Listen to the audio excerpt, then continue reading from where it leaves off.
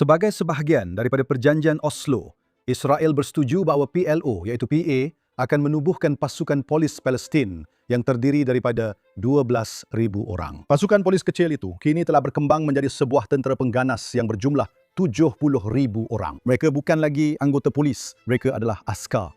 Kenapa dan bagaimana kita sampai ke situasi ini? Kita tidak boleh kata hanya PA yang bersalah di sini. Sebahagian daripada masalahnya ialah Israel tidak pernah mempertahankan dirinya sendiri. Punca segala kejahatan sentiasa kembali kepada perjanjian Oslo. Hapuskan perjanjian Oslo. Selepas kecaman antarabangsa terhadap fenomena yang dipanggil keganasan peneroka, Israel sekali lagi mendapati dirinya berada di tengah-tengah perang naratif dengan kos yang tinggi dengan sekatan terhadap individu dan organisasi Israel. Kecaman antarabangsa dan pergolakan politik dalaman yang sengit. Letnan Kolonel Simpanan Maurice Hirsch berkata, sebahagian daripada penyelesaian terletak pada menamatkan perjanjian Oslo sekali dan untuk selamanya. Itu dan banyak lagi hari ini, saya Elana Maisel Diamant, dan ini adalah Basic Law. Hai Maurice, terima kasih banyak kerana sudi hadir. Terima kasih kerana menjemput saya. Satu penghormatan. Baiklah, mari kita teruskan. Pandangan Anda tentang fenomena keganasan peneroka atau jenayah nasionalis Yahudi ialah ia wujud, tetapi kecil. Ia harus diambil serius. Reputasinya di peringkat dunia jauh tidak sepadan dengan realitinya. Tetapi bagi sesiapa yang benar-benar mengambil berat tentang perkara ini, salah satu perkara pertama yang perlu dipertimbangkan ialah memansuhkan perjanjian Oslo. Mari kita mulakan di situ. Ya. Permulaan kepada semua, kebanyakan masalah, katakanlah jika tidak semua masalah di Judea dan Samaria adalah perjanjian Oslo. Ia adalah pihak berkuasa Palestin, ia adalah PLO yang menerima banyak-banyak kewajipan sebagai sebahagian daripada perjanjian Oslo dan sebenarnya tidak melaksanakan satu pun daripadanya. Malah, saya rasa seseorang akan sangat sukar untuk mencari satu peruntukan dalam perjanjian Oslo yang mereka tidak langgar, kecuali peruntukan pasif yang menyatakan Israel akan memberi mereka wang. Segala yang lain, mereka telah langgar. Biar saya beri anda satu contoh daripada kajian terbaru yang kami keluarkan di Pusat Keselamatan dan Hal Ehwal Luar Negeri Jerusalem. Baik. Sebagai sebahagian daripada perjanjian Oslo, Israel bersetuju bahawa PLO iaitu PA akan menubuhkan pasukan polis Palestin seramai 12,000 orang. Mereka ditugaskan untuk memerangi keganasan di satu pihak dan memerangi jenayah domestik dalam masyarakat Palestin. Apabila kajian yang baru saja kami keluarkan menunjukkan bahawa pasukan polis kecil itu kini telah berkembang menjadi sebuah tentera pengganas seramai 70,000 orang. Mereka bukan lagi anggota polis. Mereka adalah askar. Inilah istilah yang mereka gunakan. Terdapat askar yang berlatih dalam tentera Pakistan bersama pengganas Hamas tentang cara menggunakan artileri, cara menggunakan senjata berat. Pasukan polis mana yang pernah menggunakan peralatan seperti itu dan benar-benar menyerang penjenayah dengan serangan sekuat itu? Tiada siapa. Dan anda tanya diri sendiri, kenapa dan bagaimana kita boleh sampai ke situasi ini? Dan jawapannya ialah melangnya kerana PLO telah melanggar komitmennya. Sebenarnya untuk memberi anda pemahaman tentang sejauh mana pelanggaran ini, pada 5 Oktober 1995, seminggu selepas penandatanganan Perjanjian Oslo kedua, sambutan di halaman Rumah Putih, Yitzhak Rabin berdiri di hadapan Knesset dan membentangkan perjanjian Oslo kedua. Beliau menerangkan bagaimana perjanjian itu akan membawa keamanan, bagaimana kita akan sentiasa mengekalkan kawalan ke atas lembah Jordan, bagaimana tidak akan pernah wujud sebuah negara Palestin, dan bagaimana pihak berkuasa Palestin telah mengambil tanggungjawab untuk memerangi keganasan. Semasa beliau sedang bercakap di Knesset, pejabat accountability kerajaan di Amerika Syarikat sedang menulis satu laporan apa yang telah berlaku sehingga kini sejak September 1993 hingga keadaan kita sekarang. November 1995, mereka mengeluarkan satu laporan yang mengatakan pasukan polis Palestin sudah mempunyai lebihan 3,000 anggota daripada yang sepatutnya pada asalnya. Satu pelanggaran sebanyak 33%. Ini adalah November 1995. Jadi ini adalah pembinaan tentera pengganas ini selama bertahun-tahun. Dan saya tahu bahawa Anda baru-baru ini menulis satu kolom yang panjang tentangnya untuk JNS. Saya rasa ia diterbitkan pada 4 Ogos. Dan saya mahu orang ramai tahu bahawa mereka boleh belajar lebih banyak tentang dimensi tentera itu dan bahayanya. Dan apa yang mereka rancangkan untuk dilakukan? Saya ingin membuat kaitan yang lebih kukuh antara perkara itu dan persoalan jenayah nasionalis Yahudi ini. Kerana inilah perkara pertama yang awak bangkitkan apabila saya hubungi awak semalam untuk mendapatkan nasihat tentang cara mendekati isu ini. Jadi mari kita cuba jadikannya lebih konkret dari segi fenomena itu sendiri, yang jelas memerlukan pendedahan dan perbincangan. Dan mungkin ia akan muncul semula dalam episod ini. Jadi apa yang kita perlu faham ialah, sekali lagi, tentera pengganas itu adalah salah satu sebab mengapa kita perlu membongkar PA. Keseluruhan idea ini tentang keganasan peneroka, keganasan nasionalis Yahudi adalah satu lagi sebab mengapa kita perlu menghapuskan PA. Mengenai angka-angka, saya tidak sempat masuk ke dalam angka-angka itu. Saya telah menulis satu artikel penuh mengenai angka-angka dan dari mana ia datang. Banyak daripada angka-angka itu datang daripada Orchard. Anda tahu, Pejabat Penyelarasan Bantuan Kemanusiaan daripada PBB. Mereka masih ada di laman web mereka, hanya untuk memahami betapa terpesong, terdistorsi dan berat sebelahnya organisasi ini. Mereka masih ada perkara itu di laman web mereka. Pada 17 Oktober 2023, Israel menyerang Hospital El Ahali di jalur Gaza dan membunuh 472 orang. Ya, kita semua tahu, seluruh dunia tahu, itu adalah satu pembohongan. Jadi angka OCHA biasanya sekitar 2 kali ganda daripada apa yang diberikan oleh pihak Israel sekurang-kurangnya. Dan ini juga adalah sesuatu yang akan kita bincangkan dalam episod ini. Dari segi fakta, bahwa mereka mengklasifikasikan dalam kiraan mereka, biasanya laporan sebelah pihak. Tidak disahkan yang dibawa oleh rakyat Palestin kepada NGO radikal yang beroperasi di Judea dan Samaria. Bahawa banyak aduan tersebut nampaknya palsu. Bahawa banyak aduan lain diambil kira. Dikira sedang mengklasifikasikan tindakan yang diambil oleh pihak berkuasa dan pasukan Israel sebagai peneroka. Bahawa banyak tindakan lain, seperti menceroboh ke kawasan di mana orang Yahudi tidak dialu-alukan, dianggap sebagai jenayah. Dan ada juga ramai yang bukan berasal dari Judea dan Samaria sebenar. 867 itu adalah angka dari Israel, yaitu nombor yang keluar dari Israel. Betul. Jadi saya mahu gunakannya buat masa ini. Dan bahkan itu pun, seperti yang awak dan saya bincangkan di luar siaran, orang Israel sendiri kata ada lebih kurang 128 daripada itu melibatkan keganasan yang teruk. Jadi persoalannya, di satu pihak ialah bagaimana ia boleh jadi fenomena global. Okey, tapi di mana kita mahu fokus pada kehidupan global. Fitnah global. Betul. Okey, tapi di mana kita mahu fokus buat masa ini ialah hubungan antara cabaran penguatkuasaan undang-undang yang telah anda tulis dan ambil dengan sangat serius dan perjanjian Oslo. Jadi di sini saya ingin mulakan dengan mengatakan bahawa saya seorang yang percaya kepada penguatkuasaan undang-undang. Saya telah menghabiskan 20 tahun kerjaya saya dalam IDF menguatkuasakan undang-undang. Bertahun-tahun dalam pendakwaan untuk Judea dan Samaria, mengetuai pendakwaan untuk Judea dan Samaria, berurusan dengan subjek penguatkuasaan undang-undang di Judea dan Samaria.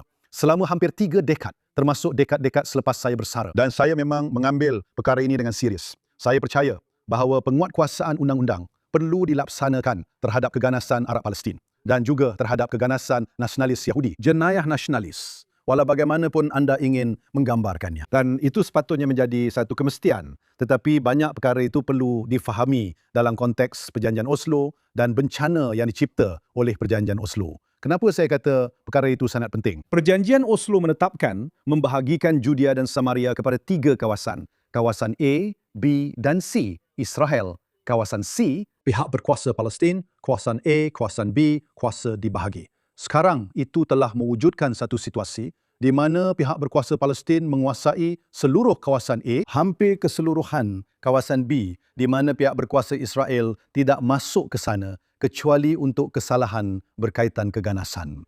Dan di kawasan C, Israel mempunyai lebih banyak kawalan. Di manakah kebanyakan kejadian yang didakwa sebagai keganasan peneroka berlaku di kawasan A dan B? Jadi apakah peluang yang kita ada memandangkan pembahagian bidang kuasa ini? Polis Israel, menurut Perjanjian Oslo, tidak sepatutnya masuk ke kawasan B. Mereka tidak sepatutnya berada di sana untuk menguatkuasakan undang-undang di kawasan B. Bagaimana anda mahu menyiasat sesuatu jenayah jika anda tidak boleh berjumpa dengan pengadu? Mereka tidak datang dan memberikan kenyataan. Mereka membuat aduan kepada pelbagai badan tanpa nama dan badan PBB, tetapi mereka sendiri sebenarnya tidak mengemukakan banyak tuntutan itu, di mana anda tidak boleh menemu bual mereka, di mana anda mempunyai tempat kejadian jenayah. Betul? Anda lihat ini di televisyen. Ia seperti tidak. Ia sangat jelas kecuali apabila melibatkan orang Yahudi. Dalam setiap rancangan televisyen, anda lihat satu jenayah telah berlaku. Polis datang, mereka tangkap dan bawa pergi. Dan mereka kumpul bukti forensik. Apa yang berlaku apabila anda tidak boleh lakukan begitu? Apabila anda mempunyai penyerang yang didakwa berbangsa Yahudi dirakam oleh kamera. yang mana anda perlu benar-benar merampasnya supaya ia boleh dijadikan bukti sebagai sebahagian daripada perbicaraan jenayah yang berada di rumah seorang rakyat Palestin yang anda tidak boleh masuk untuk merampasnya atas sebab itu. Jadi anda tidak mempunyai bukti tersebut. Ia tersebar ke seluruh dunia, tetapi kami sebagai pihak pendakwaan sebenarnya tidak memilikinya. Dan kemudian anda ada apakah bukti yang anda akan cuba kemukakan di mahkamah apabila anda dijangka menangkap orang-orang ini yang anda sendiri tidak semestinya tahu identiti mereka. Anda tidak mempunyai sebarang bukti sebenar untuk dikemukakan. Dan kecuali mereka sendiri mengaku melakukan jenayah yang anda dakwa mereka lakukan, peluang anda untuk mencapai sebarang kemajuan dalam siasatan seperti itu, apatah lagi pendakwaan, adalah sifar. Tetapi selain itu ada juga pihak berkuasa Palestin. Jadi saya telah berbincang, sebagai contoh, saya akan beri anda satu contoh yang agak esoterik. Saya telah berbincang dengan seorang, mari kita panggil mereka pihak berkepentingan. Saya tidak akan beritahu anda siapa. Yang bertanya, kenapa pendakwaan dan Mahkamah Israel tidak boleh menggunakan laporan patologi? Sebenarnya kita sudah sampai ke kes yang paling serius. Seorang rakyat Palestin telah dibunuh. Laporan patologi daripada pakar patologi Palestin. Jadi sekarang anda perlu jelaskan kepada mereka. Orang Israel dibicarakan di Mahkamah Sivil. Mahkamah Sivil tertakluk kepada Undang-Undang Keterangan Israel. Dalam Undang-Undang Keterangan, seorang doktor, seorang pakar patologi, jika anda mahu panggil begitu, dari bidang kuasa asing, tidak boleh sekadar datang dan mengemukakan bukti. Dia mesti ada sejenis pengesahan, mesti ada proses yang perlu dilalui. Mesti ada keupayaan peguam bela tertuduh Israel untuk menyoal balas dan benar-benar mematahkan hujah mana-mana pakar patologi. Kami melakukannya dalam pihak pendakwaan di Judea dan Samaria berkali-kali apabila pihak berkuasa Palestin menghantar pakar patologi yang kelayakan mereka diragui. Kepakaran mereka lebih-lebih lagi diragui. Mereka didorong oleh ideologi untuk mencapai keputusan yang telah ditetapkan. Jadi apabila anda soal balas mereka, sangat mudah untuk mematahkan hujah mereka. Jadi kenapa kita tak boleh guna laporan mereka? Kerana ia langsung tidak bernilai. Pihak berkuasa Palestin kerana perjanjian Oslo telah menyedari perkara ini. Mereka ada sesuatu yang amat berharga. Di satu pihak, mereka akan menghalang pihak berkuasa Israel kerana perjanjian Oslo daripada menjalankan siasatan sebenar. Di pihak yang lain, mereka kemudian akan menggunakan fakta bahawa tiada siasatan dan tiada pendakwaan untuk menyebarkan fitnah mengenai keganasan peneroka di seluruh dunia. Dan Israel menyokong keganasan itu kerana kononnya tiada pendakwaan. Sebenarnya, terdapat banyak pendakwaan, terdapat banyak tangkapan dan mereka tidak memberitahu sesiapa tentang perkara itu. Dan itu bukan naratif yang diketenahkan. Naratifnya ialah tiada pendakwaan. Mereka tidak memberitahu sebabnya. Bayangkan jika memberitahu semua orang bahawa tiada pendakwaan kerana tiada bukti. Tiba-tiba ceritanya berubah sedikit. Jadi saya ingin menumpukan perhatian pada bahagian pertuduhan ini juga. Kerana saya tidak mahu memberi gambaran yang salah, tetapi katakanlah kolom terbaru Brad Stevens tentang perkara ini, dan saya katakan ini dengan penuh kasih sayang dan hormat kepada Brad, yang saya kenal, kagumi, dan dia adalah kawan saya. Tetapi maksud utama dia ialah bagaimana mungkin Anda boleh pergi. Dan Anda tahu, aturkan pembunuhan bersasar di tengah-tengah Tehran. Untuk menghapuskan orang jahat, tetapi tidak menangani apa. Yang Anda katakan hanyalah sekumpulan remaja yang tercicir dan tidak terurus, yang berkeliaran di puncak bukit Judea dan Samaria. Jadi, Anda tahu, berusahalah bersungguh-sungguh dan selesaikan perkara itu. Dan Anda kata, sebenarnya ada banyak cabaran teknikal yang orang ramai tidak sedar di satu pihak. Dan di pihak yang lain, ada satu lagi perkara yang Anda sebut berkaitan dengan pertuduhan yang memang wujud. Kadar pertuduhan yang memang wujud. Dan saya cuba ingat dengan tepat nombor-nombornya. Bagi mereka yang berminat untuk melihatnya, ada satu laporan yang sangat baik mengenai perkara ini oleh Institut Keselamatan dan Strategi Yerusalem, ditulis oleh Gabi Siboni dan R.S. Weiner, di mana mereka melihat fenomena ini secara keseluruhan dan cara ia telah digunakan dan dijadikan senjata terhadap Israel dan oleh siapa. Dan mereka menghuraikan perkara ini dengan sangat terperinci. Tetapi mereka juga menerangkan pertuduhan. Oke, jadi mari kita anggap sekejap bahwa Anda mempunyai kadar pertuduhan ini sama ada 600 atau 6,6%. Oke, Anda baru-baru ini mengatakan bahawa kadar itu pun sebenarnya tidak lari daripada apa yang Anda mungkin jangkakan jika Anda lihat katakanlah penguatkuasaan jenayah kebencian di tempat lain. Tanpa ragu, sudah bertahun-tahun yang lalu, apabila fitnah tentang keganasan peneroka ini bermula, dan ia telah berterusan untuk masa yang sangat lama, hampir sedekad yang lalu. Semasa saya masih bekerja dengan NGO Monitor, saya membantu menyediakan satu laporan yang dipanggil yang membincangkan dakwaan Yesh Din, salah satu daripada organisasi anti-Israel di Israel yang sering membangkitkan isu ini dan mendakwa bahawa Israel hanya mendakwa mungkin 8% dan itu sangat keterlaluan. Jadi kami menulis satu kajian penuh. Ia dipanggil Yesh Din's Fuzzy Math. Saya syorkan semua orang melihatnya, NGO Monitor. Dan apa yang kami lakukan pada asasnya ialah membandingkan kadar pendakwaan di Israel dengan negara-negara lain di seluruh dunia untuk jenayah kebencian ini. Apa yang berlaku apabila anda mempunyai, sebagai contoh, dakwaan terhadap Israel, peneroka menebang pokok zaitun. Itu mungkin, mari kita ambil yang setara. Seseorang kita tidak tahu siapa, seorang penyerang tanpa nama, menyembur lambang swastika pada sinagog di New York. Anda tidak tahu siapa penyerang itu. Peluang anda untuk menangkapnya adalah sifar.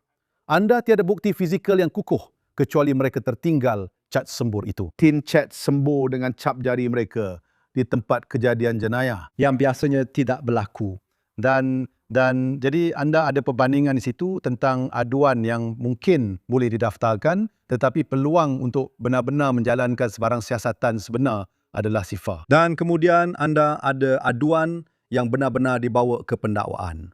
Jadi dalam laporan itu terdapat perbandingan situasi Israel berbanding dengan setengah dozen negara di seluruh dunia. Dan apakah sebenarnya kadar tangkapan mereka, kadar penguatkuasaan mereka? Adakah Israel ketinggalan? Adakah kita benar-benar ketinggalan? Dan saya rasa kesimpulan utama kajian itu adalah untuk menunjukkan bahawa jawapannya adalah tidak. Israel sebenarnya menjalankan penguatkuasaan undang-undangnya dengan agak baik. Angka 8% itu mungkin tidak kelihatan tinggi. Tetapi mari kita pertimbangkan sekarang. Semalam sebelum kami sempat bercakap, saya telah memuat naik satu ciapan di akaun Twitter saya membandingkan jenayah kebencian di New York, Bandaraya New York dan negeri New York, aduan tangkapan dan penguatkuasaan. Jadi pada tahun 2025 terdapat kira-kira 380 aduan. Daripada jumlah itu terdapat 128 tangkapan, 37% lebih kurang. Dan kemudian melihat kepada statistik seluruh negeri untuk pendakwaan jenayah kebencian, anda akan lihat bahawa kira-kira 20 hingga 25% daripada mereka yang ditangkap sebenarnya didakwa. Jadi jika dipecahkan kepada angka, 128 orang ditangkap. 25%, mari kita ambil angka tertinggi yang akan sampai ke peringkat pendakwaan. Itu 32 kes. Daripada 389 aduan. 8% kita sebenarnya tidaklah teruk. Malah ia memang selari dengan apa yang dilakukan oleh New York. Jadi kalau awak kata New York memang cuai sepenuhnya, Mamdani dan juga Datuk Bandar Adams dan Datuk Bandar sebelum ini, yang dianggap pro-Israel gagal sepenuhnya kerana sepatutnya ada penguatkuasaan undang-undang 100%. Itu satu penipuan. Itu hanya satu penipuan. Ia menetapkan satu piawaian yang mana mereka katakan untuk orang Yahudi. Di situlah Brad malamnya gagal. Dia kata ada bilangan yang kecil dan jadi anda sepatutnya boleh mengatasinya. Brad yang dikasihi, itu bukan penguatkuasaan undang-undang. Tak kira sama ada bilangannya besar atau kecil. Realiti penguatkuasaan undang-undang ialah terdapat banyak jenayah yang berlaku yang anda tidak boleh mula siasat pun kerana tiada suspek yang jelas. Ada masa anda mungkin ada suspek. Anda mungkin juga menangkap dia. Tetapi anda tidak dapat mengumpul bukti yang cukup untuk meneruskan pendakwaan. Dan kemudian ada kes di mana anda ada satu jenayah, seorang suspek yang anda telah tangkap, bukti yang mencukupi dan anda boleh meneruskan ke pendakwaan. Itu selalunya jumlah yang jauh lebih kecil. Itu hanyalah penguatkuasaan undang-undang. Itu adalah sebuah masyarakat yang mempunyai semacam rasa hormat terhadap, kita selalu bercakap tentangnya, hak asasi manusia, hak-hak orang awam. Anda tidak akan ditangkap hanya kerana anda seorang Yahudi dengan rambut ikal panjang di sisi dan kebetulan sedang berjalan-jalan di Judea dan Samaria. Itu tidak menjadikan anda seorang suspek. Keganasan peneroka adalah satu dakwaan yang hebat. 750,000 peneroka. Beberapa ratus sahaja paling banyak penjenayah. Sejak bila kamu boleh menggeneralisasi dari beberapa ratus kepada ratusan ribu? Jika ia, seperti yang saya katakan semalam dalam ciapan saya, ia mungkin tidak betul dari segi politik. Jika seseorang membuat tuduhan itu terhadap orang kulit hitam dan berkata, kerana ada beberapa penjenayah kulit hitam, semua orang kulit hitam adalah penjenayah. Anda akan dipanggil seorang perkauman yang ganas dan menjijikkan. Tetapi apabila ia melibatkan orang Yahudi, ia dipanggil keganasan peneroka. Saya seorang peneroka, saya tidak ganas. Saya tidak pernah ditangkap. Saya tidak pernah terlibat dalam jenayah. Saya tidak pernah bermimpi untuk menyerang sesiapa pun. Anak-anak saya pun sama. Jiran-jiran saya pun sama. Saya tidak tahu jika saya rasa salah satu perkara yang mungkin penting adalah mungkin berhenti menggunakan istilah peneroka. Yang saya faham mempunyai maksud yang sangat literal, yang saya dan awak tiada masalah dengannya. Tetapi yang sudah tentu telah digunakan untuk mencadangkan bahawa orang Yahudi yang tinggal di bahagian tanah air Alkitabiah kita itu adalah tidak sah, apatah lagi tidak semula jadi. Jadi, adakah awak tahu bagaimana perkara itu berkait semula dengan permulaan perbualan kita? Saya sangat ingin awak beritahu saya apa. Badan yang bertanggungjawab menyebarkan idea peneroka penjajah itu ialah pihak berkuasa Palestin. Jadi, kenapa awak tidak? Mereka yang mengeluarkan laporan itu mengatakan berapa ramai peneroka yang menceroboh Bukit Bait Suci. PBB kemudian menerima perkara itu dan mengambilnya sebagai rujukan. Peneroka menceroboh. Mereka pun tak tahu sama ada mereka itu peneroka atau tidak. Ia bukan satu keterangan geografi bagi mereka. Dan inilah yang perlu kita fahami. Dan inilah bahaya fitnah ini. Saya kata ada 750,000 peneroka. Bagi mereka, peneroka ialah setiap orang Yahudi yang tinggal di Israel, tanpa memira di mana dia tinggal. Itulah yang Brad juga terlepas pandang. Bila anda bercakap tentang keganasan peneroka, pihak berkuasa Palestin, organisasi yang sibuk menyebarkan fitnah ini, tidak membezakan antara orang Yahudi yang menetap di Judea dan Samaria, iaitu peneroka dan semua orang Yahudi yang lain. Bagi mereka, setiap seorang daripada kita adalah seorang peneroka. Matlamat mereka bukan untuk memburukkan imej para peneroka. Matlamat mereka adalah untuk melemahkan dan menafikan keabsahan Israel, seluruh penduduknya sebagai peneroka kolonialis. Boleh awak berikan, katakanlah, satu. Saya tak pasti sama ada ini contoh yang konkret, tetapi untuk menerangkan perkembangan ini, sebab awak asyik bercakap tentang pihak berkuasa Palestin yang menjalankan kempen. Sudah tentu awak telah membuat penyelidikan yang mendalam tentang perkara ini selama bertahun-tahun. Jadi, bagaimana rupanya dalam? Seperti, apakah langkah-langkah dalam kempen ini untuk sampai ke penghujungnya? Hingga ke waran tangkap untuk Netanyahu atau Galan?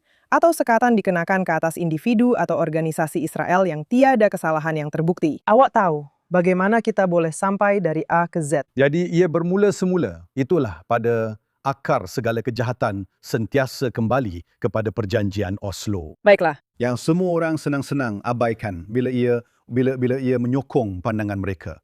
Dan pihak berkuasa Palestin, PLO, langgar setiap kali. Kenapa saya sebut perjanjian Oslo? Kerana dalam perjanjian Oslo terdapat beberapa perkara berbeza yang ditinggalkan untuk rundingan status akhir. Salah satunya ialah penempatan. Dalam erti kata lain, pihak berkuasa Palestin, PLO, mengakui bahawa mungkin akan ada kehadiran Yahudi di sebahagian kawasan yang kekal di Judea dan Samaria. Jika tidak, mengapa ia digadikan isu rundingan status akhir? Baiklah. Jika permintaan anda adalah supaya tiada penempatan di mana-mana, setiap orang Yahudi terakhir dikeluarkan dari Judea dan Samaria, sambil meronta-ronta dan mencerit, maka janganlah menipu dunia dan mengatakan bahawa ia masih terbuka untuk rundingan. Tetapi mereka tetap melakukannya. Mereka menipu dunia. Mereka memberikannya kepada Yitzhak Rabin dan kepada Shimon Peres sebagai cara untuk seolah-olah membuat perkara itu lebih mudah diterima oleh masyarakat Israel. Lihat, masih ada peluang untuk berunding. Mereka tidak bersungguh-sungguh. Mahmud Abbas telah sangat jelas. Di negara Palestin, tidak akan ada seorang pun Yahudi. Ia akan menjadi seperti yang dituntut oleh Nazi, iaitu Judenfrei. Itulah matlamat beliau. Itulah yang beliau mahukan. Itulah yang beliau nyatakan berulang kali. Jadi bahagian pertama penipuan ini adalah untuk bersetuju bahawa ia adalah satu perkara untuk dibincangkan. Bahagian seterusnya penipuan ini adalah untuk mengatakan bahawa walaupun kami bersetuju, kami sebenarnya tidak bersungguh-sungguh. Dan setiap peneroka tidak mempunyai legitimasi. Setiap penempatan adalah tidak sah. Setiap peneroka adalah ganas. Setiap peneroka adalah sebahagian daripada pengalaman penjajahan ini yang kami, rakyat Palestin, telah alami. Baik di dalam kawasan dalaman, seperti yang mereka panggil Israel sendiri, dan kemudian di Judea dan Samaria. Itulah cara mereka menggerakkan kempen ini sepanjang masa. Jika kita ambil persidangan Durban pada tahun 2001, di situlah anda nampak perkara ini mula menjadi sebahagian daripada perbincangan yang lebih luas. Yasser Arafat kini telah melancarkan perang keganasannya. Kami berkumpul di Durban untuk membincangkan isu perkauman. Dan seluruh persidangan itu pada dasarnya menjadi persidangan untuk mengecam orang Yahudi. Ini didorong oleh pihak berkuasa Palestin, oleh Yasser Arafat, oleh penyokong-penyokongnya, oleh NGO yang timbul dari semasa ke semasa. Salah satu daripada ini, salah satu kumpulan pengganas PFLP, Barisan Popular untuk Pembebasan Palestin, cemerlang dalam menubuhkan NGO sebagai penyamaran untuk aktiviti pengganas mereka. NGO-NGO tersebut akan bergerak ke seluruh dunia memperkenalkan diri mereka sebagai pembela hak asasi manusia. Sedangkan sebenarnya mereka hanyalah saluran untuk komuniti antarabangsa untuk membiayai keganasan PFLP. Dan dalam masa yang sama, menyokong dakwaan ini bahawa Israel adalah entiti penjajah bukan sahaja di Judea dan Samaria tetapi juga di Israel sendiri. Dan begitulah cara mereka menyebarkan naratif ini sepanjang 30 tahun yang lalu. Dan anda dapat lihat pelbagai titik perubahan di mana ia muncul. Saya hanya ingin memahami. Agenda itu, saya rasa mungkin sudah diketahui oleh orang yang menonton saluran ini. Ia penting untuk ditegaskan semula, tetapi saya rasa ia mungkin sudah diketahui oleh para penonton. Dari segi jenis kompleks media dan politik, PANGO yang melahirkan PONGO. UN. Baik, Baik, jadi terangkan UN kepada tidak. saya UN tentang ini ada kitaran itu. komponen dalam hal ini. ADA PA, ADA NGO, ada UN yang mengambil semua perkara ini dan kemudian UN membersihkan imej semua propaganda keganasan itu. Dan EU yang secara aktif terlibat dalam melemahkan Israel pada setiap langkah dan membantu rakyat Palestin melanggar perjanjian Oslo. Walaupun mereka adalah penandatangan dan saksi kepada perjanjian itu sendiri. Keempat-empat tonggak itu adalah sebahagian daripada keseluruhan program untuk menidakkan legitimasi dan melemahkan Israel sebagai tanah air bagi bangsa Yahudi. Bukan hanya Judea dan Samaria, bukan hanya jalur Gaza, tetapi keseluruhan Israel. Keempat-empat organisasi atau kumpulan itu bekerjasama dengan rapat. PBB bekerjasama dengan NGO, termasuk NGO yang menjadi topeng kepada organisasi pengganas. EU pula buat tidak tahu dan berkata, anda tahu apa. Kami tahu bahawa PA membayar gaji kepada pengganas, tetapi kami tidak akan membantu mereka untuk bajet umum mereka. Kami hanya akan membiayai gaji guru-guru sahaja. Tetapi inilah guru-guru yang mengajar anak-anak supaya bangun dan pergi membunuh orang Yahudi. Inilah guru-guru yang mengajar mengikut kurikulum sekolah pihak berkuasa Palestin yang penuh dengan unsur perkauman, mempromosikan keganasan dan memuliakan pengganas. Ini adalah guru-guru yang mengajar di sekolah perempuan Dalal Mughrabi. Dalal Mughrabi. Satu-satunya perkara yang membuatkan dia terkenal, bagi penonton yang tidak tahu, satu-satunya perkara yang membuatkan dia terkenal ialah dia terlibat dalam pembunuhan 37 orang dalam satu serangan pengganas pada tahun 1978 di jalan pesisir pantai. 25 orang dewasa dan 12 kanak-kanak. Dia mengambil bayi, dia merampas mereka dari pelukan ibu mereka dan melemparkan mereka ke dalam bas yang sedang terbakar. Inilah raksasa itu. Terdapat sekolah-sekolah di bawah autoriti Palestin yang dinamakan sempena Dalal Mughrabi. Mereka bertanya kepada para gadis, baiklah, bagaimana perasaan anda belajar di sekolah yang dinamakan sempena Dalal Mughrabi? Kami mahu mencontohi beliau. Beliau adalah wira kami. Betulkah? Itulah yang dibiayai oleh EU. Mereka tahu tentang ini. Mereka telah melihatnya. Mereka telah mendengarnya. Mereka telah diberikan bukti, namun mereka masih di sana. Jadi saya sebenarnya ingin mendekatinya dari sudut yang sedikit berbeza, yaitu Matan Vilnai dan pegawai-pegawai keselamatan. Surat yang dihantar ke Rumah Putih ini. Jelas sekali selepas berita yang agak buruk dengan korban yang kita alami di Kfarutel. Dan kemudian nampaknya telah berlaku serangan balas dendam selepas serangan Palestin ke atas kumpulan pendaki ini.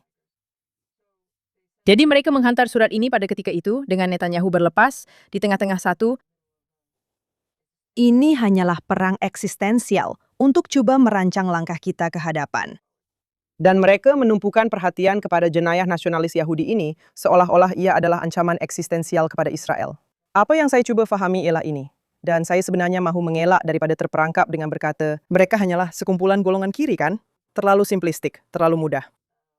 Ramai antara mereka, dalam banyak hal, adalah wira perang, telah mengorbankan nyawa demi keselamatan negara. Kenapa ini yang jadi isu? Betul, selain daripada hakikat bahawa jelas terdapat perpecahan politik dan mudah untuk membuat Netanyahu kelihatan bodoh, dan untuk mengukuhkan naratif global ini, anda boleh kata ada banyak penjelasan mudah, tapi saya cuba untuk memahami. Orang-orang ini telah menghabiskan hidup mereka menangani isu ini, dengan andaian mereka benar-benar ikhlas, dengan andaian mereka jujur. Apa yang mereka fikirkan? Jadi saya rasa proses pemikiran mereka begini. Mereka sama seperti ramai orang lain telah memahami bahawa dakwaan keganasan peneroka telah mendapat perhatian. Sebagai satu kempen, dan ia adalah kempen yang baik untuk mempromosikan apa yang sebenarnya menjadi matlamat mereka. Apabila anda tanya orang yang sama, adakah anda percaya bahawa adalah mungkin untuk mewujudkan sebuah negara Palestin di samping Israel? Jawapan mereka bukan sahaja ia mungkin pada pandangan mereka, ia adalah satu keperluan untuk menenangkan dunia, untuk mempertahankan Israel. Mereka akan memberikan anda pelbagai alasan mengapa mereka fikir itu adalah jalan yang betul ke hadapan. Dan mereka akan menggunakan apa sahaja cara yang mungkin untuk mencapai matlamat itu. Jika mereka boleh menggunakan matlamat itu sebagai cara untuk menyerang Netanyahu kerana keganasan peneroka, sebagai cara untuk menyerang Perdana Menteri Netanyahu, disebabkan komposisi gabungannya, termasuk parti-parti yang mungkin dianggap lebih sayap kanan dan lebih seperti yang mereka katakan fanatik dan mesianik, serta pelbagai jenis kata-kata superlatif yang mereka tambah di situ. Mereka langsung mengabaikan hakikat bahawa Israel adalah sebuah demokrasi. Orang Yahudi dibenarkan mengundi untuk mana-mana parti yang mereka mahu. Orang Arab juga boleh mengundi Tidak, tapi untuk jika apa sahaja saya- yang mereka jika mahu. saya- Dan itulah sebabnya, satu saat, itulah sebabnya Itulah mereka yang akan saya berkata begitu. Mereka akan berkata begitu kerana ia memudahkan untuk menyokong pandangan politik mereka. Okey, tapi saya rasa soalnya awak sedang menulis tentang tentera pengganas yang mempunyai lebih 60,000 orang yang merupakan pasukan polis yang terlalu besar dan sedang dilatih oleh tentera asing, nampaknya tidak menjalankan tugas sebagai polis. Bukan memerangi keganasan. Bukan memerangi keganasan. Baiklah. Dan awak pada dasarnya mengatakan mereka sedang menunggu peluang. Saya anggap maklumat ini bukan rahasia, dan orang berpangkat yang kita bincangkan mengetahuinya. Dan itu nampaknya tidak menggugat keyakinan terhadap idea negara Palestina ini. Maksudnya, apakah jurang antara bahaya yang Anda lihat dan bahaya yang mereka lihat, ia hanyalah keinginan utopia ini? Ramai antara mereka ini, apabila anda kembali dan melihat bagaimana tentera pengganas ini berkembang, anda akan lihat bahawa ramai daripada mereka yang kini menjadi sebahagian daripada komander untuk keselamatan Israel atau apa sahaja yang mereka mahu gelarkan diri mereka, termasuk Matan Vilni, berada di posisi penting pada tahun-tahun kritikal ketika mereka boleh mengemukakan hujah utama. Kadang-kadang perjanjian Oslo seperti jam rosak. 2 kali sehari ia menunjukkan masa yang betul. Perjanjian Oslo memberikan Israel hak veto ke atas mana-mana nama dalam pasukan keselamatan pihak berkuasa Palestin. Kita boleh gunakan hak itu pada bila-bila masa. Kita boleh gunakan hak itu untuk mengatakan pengganas ini tidak akan berada di situ. Kita boleh gunakan hak itu untuk mengatakan pasukan itu perlu dihadkan kepada 12,000 orang. Anggota polis yang ke-12,001 itu tidak akan menjadi sebahagian daripada pasukan kerana kami menggunakan kuasa veto, bukan kerana latar belakangnya, tetapi kerana pasukan itu telah mencapai kapasiti maksimum. Kemudian anda melihat kembali dan berkata, siapa sebenarnya anggota IDF yang memantau perkara itu, yang mengawasi perkara itu, yang sama ada buat tidak tahu, mencadangkan supaya kita buat tidak tahu atau tidak melakukan apa yang sepatutnya mereka lakukan dan benar-benar melemahkan asas Oslo kerana mereka fikir inilah cara yang betul untuk maju ke hadapan.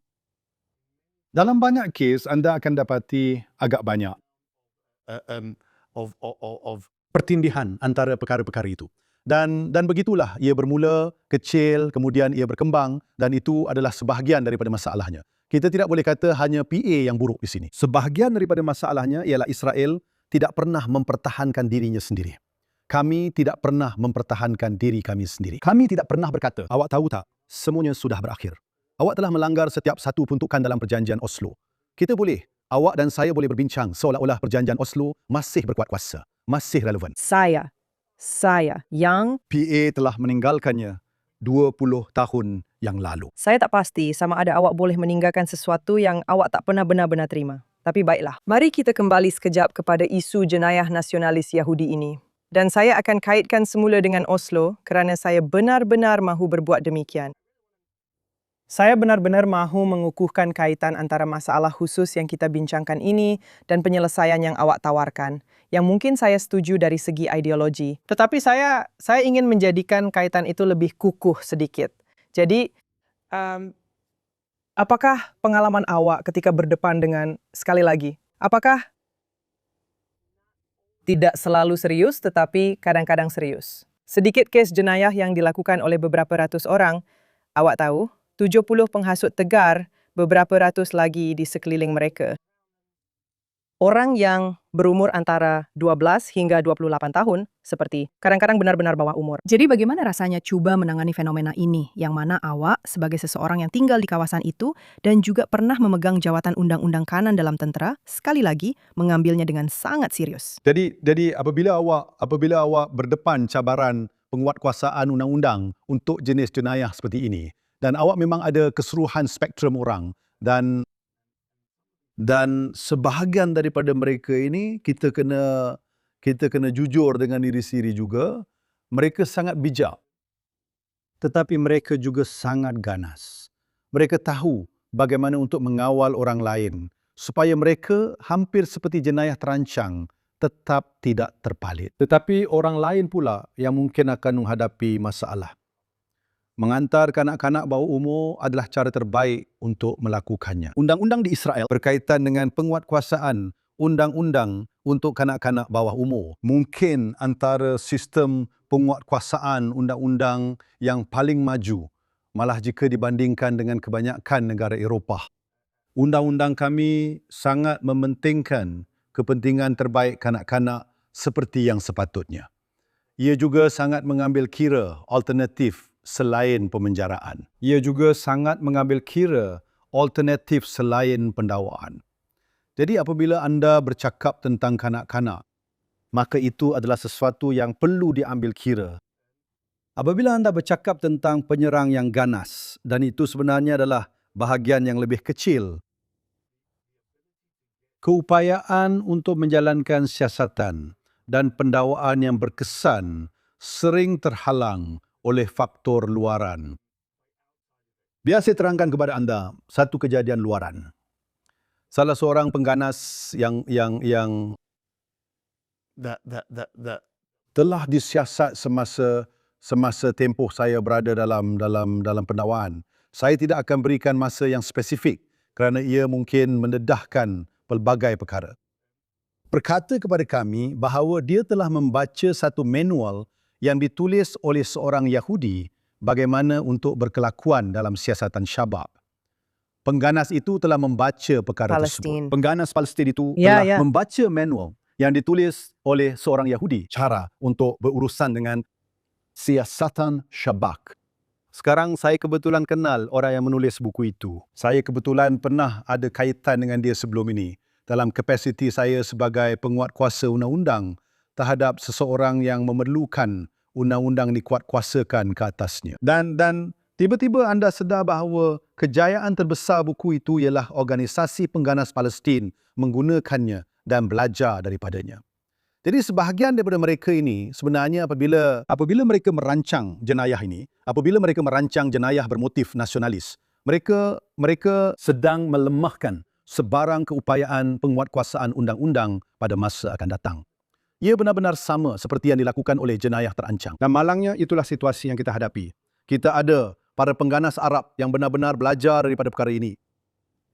Itu satu panduan bagaimana untuk bertahan atau merahsiakan maklumat sebagai sebahagian daripada siasatan.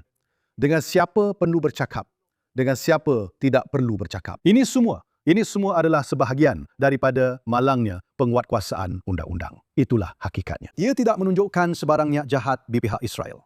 Ia tidak menunjukkan sebarang kelemahan pada Israel. Ia hanyalah sebahagian daripada penguatkuasaan undang-undang. Ia wujud di mana-mana bidang kuasa. Baik, Dan itu juga adalah kesimpulan untuk Brad Stevens.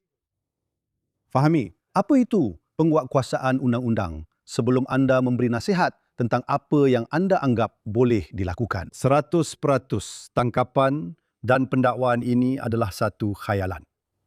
Ia tidak berlaku di mana-mana pun. Kita tidak menuntut standard itu di tempat lain. Dan apabila anda menerima tuduhan ini terhadap Israel dan menetapkan standard khusus untuk Yahudi, anda sebenarnya menguatkan propaganda ini dan bukannya memainkan peranan aktif dalam penyelesaiannya. saya tak pasti kita boleh berakhir dengan cara yang lebih baik. Tapi dengan itu, saya nak tanya satu soalan lagi. Apa sebenarnya yang Anda maksudkan dengan menamatkan perjanjian Oslo? Apa yang akan berlaku? Maksud saya, inilah Bagaimana dari keputusan segi yang perlu undang-undang dibuat. Israel? Undang-undang. Dan terdapat beberapa undang-undang yang telah dilaksanakan atau digubal selepas perjanjian Oslo, selepas perjanjian pertama dan kemudian perjanjian kedua.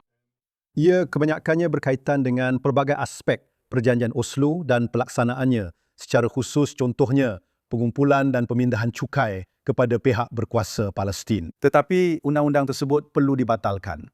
Kita perlu mengisytiharkan bahawa pihak berkuasa Palestin tidak lagi akan menjadi sebuah badan yang boleh wujud, yang boleh berfungsi. Kita perlu benar-benar masuk dan mengambil semua puluhan ribu senjata yang mereka miliki, membubarkan pasukan polis mereka, membubarkan sekolah-sekolah mereka. Sekarang orang akan berkata kepada saya, tetapi Morris, awak gila kerana ini adalah pihak berkuasa Palestin.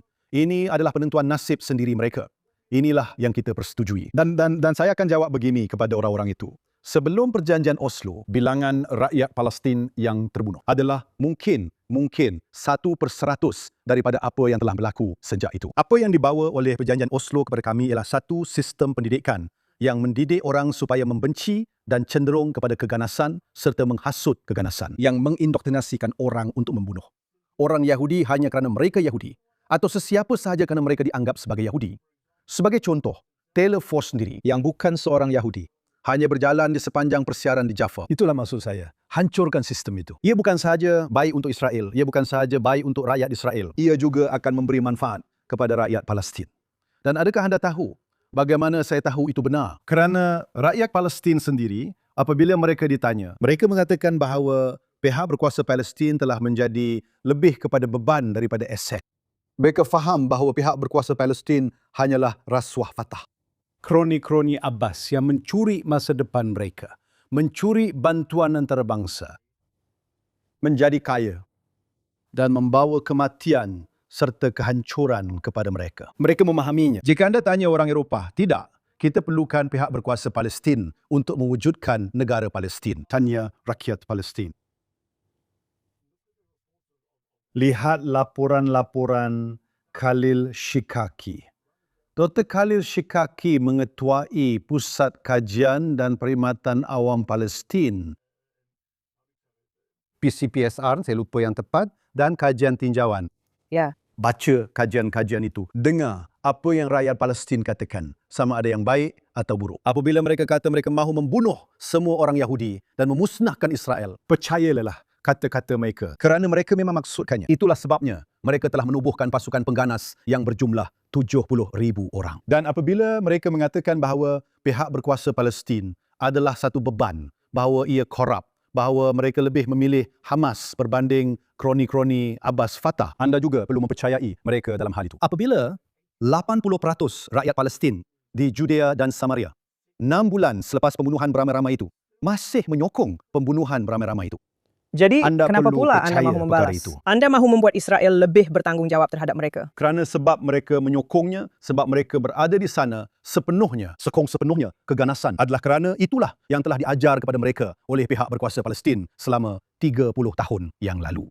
Itulah yang diajar oleh sekolah-sekolah mereka. Itulah yang diajar oleh media mereka. Itulah yang diajar oleh akhbar mereka. Itulah yang diberitahu oleh patung-patung di setiap sudut jalan yang memuliakan seorang lagi pengganas pembunuh. Itulah yang mereka pelajari apabila mereka masuk ke sekolah yang dinamakan sempena Dalal Mughrabi. Dan pandangan Anda ialah, jika Israel terlibat, ia akan menyelamatkan nyawa rakyat Palestina. Dan ia juga, sekali lagi, sebahagian besarnya akan menyelesaikan cabaran yang dihadapi oleh pihak penguat kuasa undang-undang dalam sejumlah kecil insiden serius. Ya, saya benar-benar percaya bahawa membubarkan pihak berkuasa Palestin, mencari sudah tentu bentuk pemerintahan lain akan menyelamatkan nyawa rakyat Israel dan nyawa rakyat Palestin. Peristiwa 7 Oktober hanya boleh berlaku kerana Mahmud Abbas menuntut pada tahun 2005 supaya Hamas dibenarkan mengambil bahagian dalam pilihan raya pihak berkuasa Palestin. Dia memujuk pihak Amerika. Dia mendapat $15 juta daripada Amerika untuk memenangi pilihan raya itu. Dia kalah. Itulah masalahnya. Itulah cara mereka boleh mengambil alih Gaza kerana mereka memenangi pilihan raya itu. Ia bukan satu rampasan kuasa. Mereka memenangi pilihan raya itu. Dan itu akan berlaku lagi di Judea dan Samaria. Jika anda melihat kesinambungan pihak berkuasa Palestin, Hamas akan menang lagi. Jadi, ke mana semua ini akan membawa kita? Saya ingin mengucapkan terima kasih kerana menyertai kami minggu ini dan saya harap kita boleh menantikan perbualan pada masa akan datang. Mungkin Tetapi yang lebih masa menggembirakan. depan lebih cerah daripada mana-mana pilihan untuk membiarkan pihak berkuasa Palestin kekal seperti sekarang. Itulah yang saya benar-benar percaya. Saya hargai kehadiran Anda. Saya berharap dapat mendalami lagi beberapa perbincangan ini pada tahap yang lebih teknikal pada masa akan datang. Dan saya akan jumpa Anda minggu depan.